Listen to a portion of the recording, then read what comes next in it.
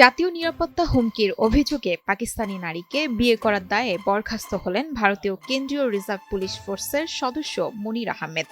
ভারতীয় সংবাদ মাধ্যম এনডিটিভি বলছে, মিনাল খান নামে এক পাকিস্তানি নাগরিককে বিয়ের বিষয়টি গোপন রাখার অভিযোগ আনা হয়েছে তার বিরুদ্ধে। তবে বরখাস্ত হওয়া এই কনস্টেবল বলছেন, নিয়ম মেনেই বিয়ের অনুমতি নিয়েছিলেন তিনি। 2023 সালের 24শে মে ভিডিও কলে বিয়ে করেন মুনির ও মিনাল। এরপর 2024 সালের ফেব্রুয়ারিতে ভারতে আসেন মিনাল খান। তার ভিসার মেয়াদ ছিল 22 মার্চ পর্যন্ত, কিন্তু সেই সময়সীমা পার হওয়ার পরই তাকে নিজ বাসায় রাখেন মুনির আহমেদ। যা নিয়েই ওঠে প্রশ্ন।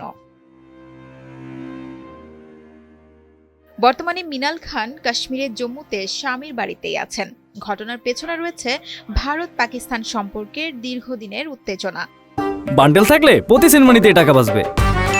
বিকাশ সেনমানি বান্ডেল কিনে জিতুন প্রতি লেনদেনে। সম্প্রতি কাশ্মীরে বন্দুক হামলায় 26 জন নিহতের ঘটনায় পাকিস্তানকে দায়ী করছে ভারত।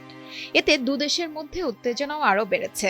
এমন প্রেক্ষাপটে মুনিরের এই বিয়ে যেন নিরাপত্তার কাছে হয়ে এলো তার চাকরি জীবনে। মুনির আহমেদ এখন আইনের আশ্রয় নিচ্ছেন। আদালতে যাবেন বলেও জানিয়েছেন তিনি। তার দাবি, সব নিয়ম মেনেই বিয়ে করেছিলেন তিনি। এখন তিনি চান সুবিচার।